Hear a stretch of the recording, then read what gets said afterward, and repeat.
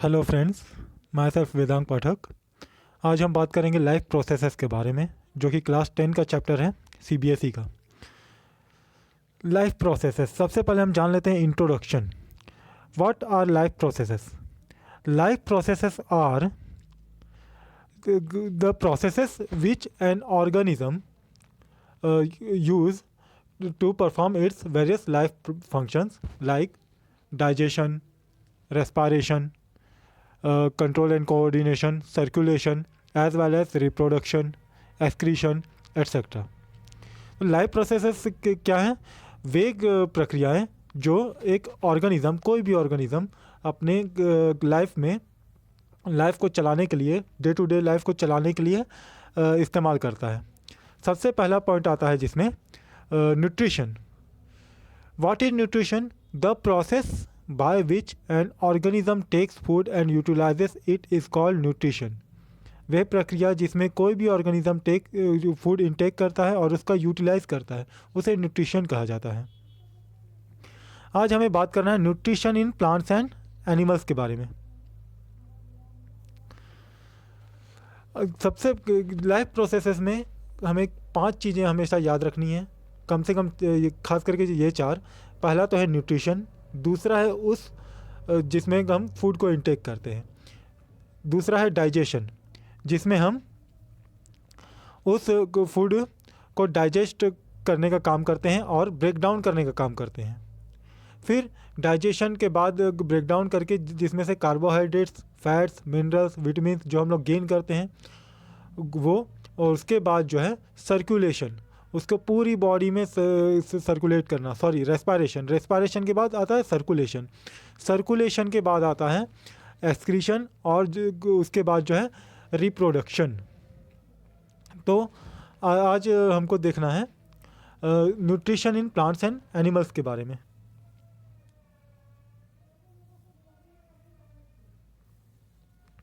तो चलिए आगे बढ़ते हैं। न्यूट्रिशन क्या है यहाँ पे definition? The process by which an organism takes food and utilizes it is called nutrition. The process by which an organism takes food and utilizes it is called nutrition. ये डेफिनेशन है इसका। वह प्रक्रिया जिसमें कोई भी ऑर्गेनिज्म फूड को intake करता है और उसका यूटिलाइज करता है अपने पूरी डे टू डे लाइफ में, इट इज़ कॉल्ड न्यूट्रिशन। हमें पता है कि हमें एनर्जी चाहिए, कि जैसे कि एक गाड़ी में पेट्रोल की ज़रूरत होती है, वैसे ही हमारे बॉडी में एनर्जी चाहिए, और वो एनर्जी हमें मिल कहाँ से रही है? फूड के ज़रिए। उस फूड के ज़रिए जो फूड हम लोग इंटेक कर रहे हैं। ओके, अब नीड फॉर न्यूट्रिशन। अब अगला पॉइंट हमारा आता है वाई वी नीड न्यूट्रिशन, क्यों हमें ज़रूरत पड़ती है न्यूट्रिशन की। तो organisms need the energy to perform various activities. जैसा कि मैंने पहले बताया कि हमें एनर्जी की आवश्यकता होती है अपने वेरियस एक्टिविटीज़ को परफॉर्म करने के लिए, चाहे हाथ हिलाने के लिए, चाहे देखने के लिए, चाहे कुछ भी करने के लिए हमें एनर्जी की ज़रूरत पड़ती है। एनर्जी नहीं है तो कुछ भी नहीं हो सकता है। Organisms need the energy to perform various activities. The energy is supplied by the nutrients and, और वो न्यूट्रिएंट्स आ कहाँ से रहे हैं? फूड के ज़रिए। Organisms need various raw materials for growth and repair. These raw materials are provided by nutrients. हमारे growth के लिए और रिपेयर के लिए, किन का रिपेयर? टिश्यू और सेल्स का रिपेयर के लिए। सेल्स जो है हमारे बॉडी में मरते हैं और नए नए सेल्स बनते हैं हर मिनट, हर सेकंड, ये हमको पता है। और हमारे ग्रोथ के लिए, यहाँ तक कि एनर्जी के लिए हमें न्यूट्रिशन की आवश्यकता होती है। तो अब अगले पॉइंट में हम आते हैं न्यूट्रिएंट्स। न्यूट्रिएंट्स के बारे में मैं आपको बता देता हूँ। Materials which provide nutrition to organisms are called nutrients. वे मटेरियल्स जो हमारे बॉडी में को न्यूट्रिशन प्रोवाइड कर रहे हैं वो न्यूट्रिएंट्स कहलाते हैं। जैसे कि कार्बोहाइड्रेट्स हो गए, प्रोटीन्स हो गए, फैट्स हो गए। ये कुछ मेन न्यूट्रिएंट्स हैं जिनको हम मैक्रो न्यूट्रिएंट्स कहते हैं, मैक्रो न्यूट्रिएंट्स। फिर हो गए मिनरल्स, विटामिन, ये जो है कम अमाउंट में हमारे बॉडी को आवश्यक है, इसलिए उनको हम कहते हैं माइक्रो न्यूट्रिएंट्स।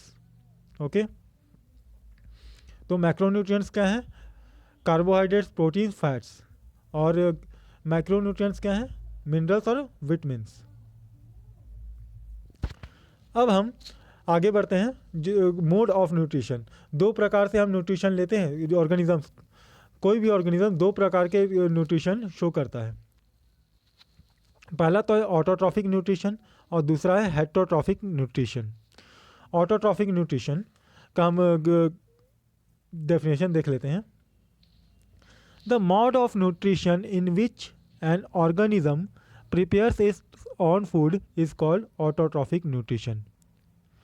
न्यूट्रिशन का वह प्रोसेस जिसमें कोई ऑर्गेनिज्म अपना खाना स्वयं बना रहा है, अपना भोजन स्वयं बना रहा है, वो होता है ऑटोट्रॉफिक न्यूट्रिशन। जैसे कि ग्रीन प्लांट्स और ब्लू ग्रीन एल्गी, ये जो है ऑटोट्रॉफिक मोड ऑफ न्यूट्रिशन को फॉलो करते हैं।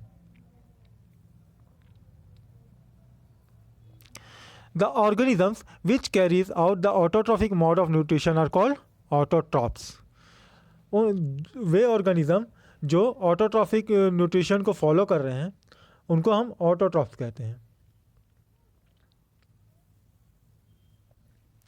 अब हम आते हैं इसके फ्लो चार्ट पे। ऑटोट्रॉप्स वे क्या है? सिंपल ऑर्गेनिक मटेरियल से क्या कर रहे हैं? सिंपल ऑर्गेनिक मटेरियल का यूज़ करके क्या कर रहे हैं? उनको complex high energy molecule of carbohydrates में कन्वर्ट करने का काम कर रहे हैं।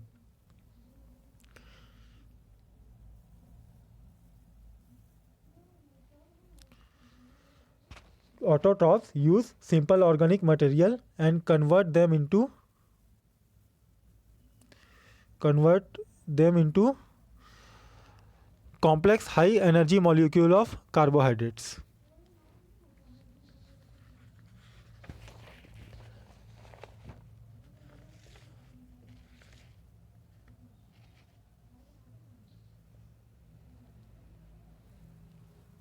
ओके अब हम आते हैं फोटोसिंथेसिस के ऊपर। फोटोसिंथेसिस हम पिछली कई क्लासेस में भी पढ़ चुके हैं। क्लास 4-5 से हम देखते आ रहे हैं कि प्लांट्स जो है फोटोसिंथेसिस के जरिए अपना भोजन बनाते हैं। तो अब फोटोसिंथेसिस है क्या, थोड़ा सा जान लेते हैं। Autotrophic nutrition is fulfilled by the process by which autotrophs intake CO2 and H2O and convert this into carbohydrates in the presence of chlorophyll.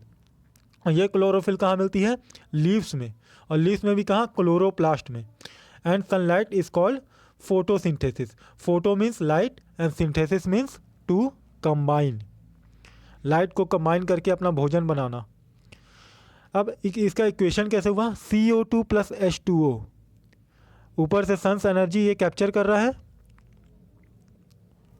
Sons energy यहाँ पे आ रहा है, क्लोरोफिल की प्रेजेंस में क्या बना रहा है ये? C6H12O6 यानी कि ग्लूकोज का फॉर्मूला है C6H12O6 plus O2 by product release हो रहा है, वही O2 जो हमको मिलता है। तो क्या हुआ? Autotrophic nutrition is fulfilled by the process by which autotrophs intake CO2 and H2O and convert this into carbohydrates in the presence of chlorophyll and sunlight is called photosynthesis. अब हमें अच्छे से देखना है न्यूट्रिशन इन प्लांट्स क्या है। Green plants prepare their own food, they make food in the presence of sunlight. Sunlight provides energy, carbon dioxide and water are the raw materials. तो raw materials क्या है? कार्बन डाइऑक्साइड और water.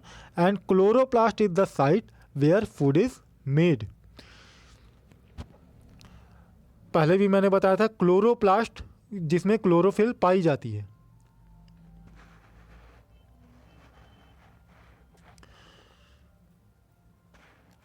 अब आते हैं फिर से फोटोसिंथेसिस में। The photo process by which green plants prepare food is called photosynthesis. वे प्रक्रिया जिससे ग्रीन प्लांट्स अपना भोजन स्वयं बना रहे हैं उसे फोटोसिंथेसिस कहते हैं।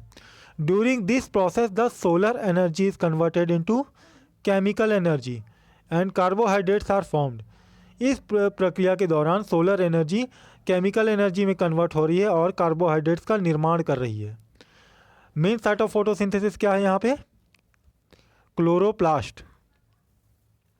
क्लोरोप्लास्ट क्या है? Main site of photosynthesis.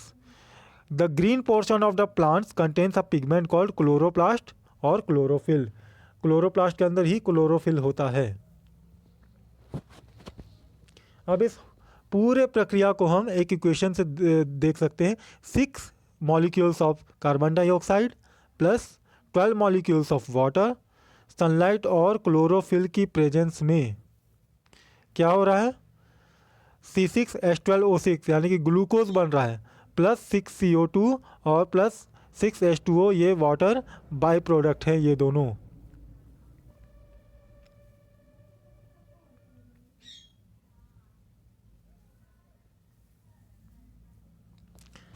अब हम आते हैं raw materials for photosynthesis. Raw materials क्या क्या हैं? सबसे पहले तो सनलाइट एक रॉ मटेरियल है जो कि हमें एक आवश्यकता पड़ती है प्लांट्स को फूड बनाने के लिए। क्लोरोफिल जो कि क्या कर रहा है, इसमें सनलाइट को एब्जॉर्व कर रहा है, ठीक है। CO2 enters through the stomata. अब यहाँ पे नया वर्ड आया स्टोमेटा, जिनको गार्ड सेल्स भी कहा जाता है, उनको हम आगे की वीडियोस में जानेंगे। CO2 जो कि स्टोमेटा के जरिए एंटर कर रहा है, ऑक्सीजन रिलीज हो रहा है बाय प्रोडक्ट बन करके। वाटर प्लस डिजॉल्व मिनरल्स की भी आवश्यकता पड़ रही है, जैसे नाइट्रोजन, फॉस्फोरस एक्सेट्रा, जो कि रूट्स के जरिए सॉइल से लिया जा रहा है। फिर है how do raw materials for photosynthesis become available to the plant. कैसे प्लांट के लिए अवेलेबल हो पा रहे हैं? वाटर जो है कहाँ से आ रहा है? सॉइल से। किसके ज़रिए? जाइलम टिश्यूज़ के ज़रिए जो रूट्स और स्टेम्स में मौजूद हैं। जाइलम के बारे में भी आगे जानेंगे। Carbon dioxide comes in the leaves through stomata. Carbon dioxide कहाँ से आ रहा है? लीव से, जो कि comes in the leaves through stomata से आ रहा है, लीव्स में जो प्रेजेंट है। हमें site for the photosynthesis chloroplast, ये हमको पता ही है। Main events of the photosynthesis के मेन इवेंट्स क्या क्या है? सबसे पहले तो absorption of light by chlorophyll जो है सबसे पहले क्या कर रहा है? लाइट को एब्जॉर्ब करने का काम कर रहा है। उसके बाद conversion of light energy into chemical energy. Light energy को केमिकल एनर्जी में कन्वर्ट किया जा रहा है। कैसे? स्प्लिट करके, ब्रेक करके। किसमें? हाइड्रोजन और ऑक्सीजन में। फिर CO2 का रिडक्शन किस में हो रहा है? कार्बोहाइड्रेट्स में। कार्बोहाइड्रेट्स जैसे कि ग्लूकोज C6H12O6। फिर सनलाइट एक्टिवेट्स क्लोरोफिल। सनलाइट क्या कर रहा है? क्लोरोफिल को एक्टिवेट भी कर रहा है, और जिससे कि वाटर मॉलिक्यूल्स स्प्लिट हो जा रहे हैं, ब्रेक हो जा रहे हैं, टूट जा रहे हैं। किन में टूट जा रहे हैं? हाइड्रोजन और ऑक्सीजन में। फिर the hydrogen released by the splitting of the water molecule is utilized for the reduction of carbon dioxide into carbohydrates. जो हाइड्रोजन रिलीज हो रहा है वाटर मॉलिक्यूल के स्प्लिट होने से, वो क्या हो रहा है? कार्बन डाइऑक्साइड के कार्बोहाइड्रेट्स के में जो रिडक्शन होता है उसके लिए यूटिलाइज किया जा रहा है। तो हाइड्रोजन का क्या काम हो रहा है यहाँ पे? कार्बन डाइऑक्साइड को कार्बोहाइड्रेट्स में कन्वर्ट करने का। ओके, हाइड्रोजन जो है कार्बन डाइऑक्साइड को कार्बोहाइड्रेट्स में कन्वर्ट कर रहा है। ऑक्सीजन जो है बाय प्रोडक्ट होता है फोटोसिंथेसिस का, जो हमारे यूज़ में हो जाता है। Carbohydrates is subsequently converted into starch and is stored in the leaves and other storage parts. Carbohydrates जो है वो स्टार्च में कन्वर्ट हो जा रहा है, और लीव्स और दूसरे स्टोरेज पार्ट्स जो भी हैं उनमें जा कर के वो स्टोर हो जा रहा है। फिर वाटर मॉलिक्यूल जो है वो लाइट रिएक्शन का ही एक प्रोसेस है। लाइट रिएक्शन के बारे में भी हम जानेंगे। लाइट रिएक्शन और डार्क रिएक्शन, ये दो प्रकार के रिएक्शंस होते हैं। ओके, तो आज के लिए बस इतना ही। फिर आगे वीडियो में हम जानेंगे स्टोमेटा के बारे में और ट्रांसपीरेशन के प्रोसेस के बारे में। Thank you for watching.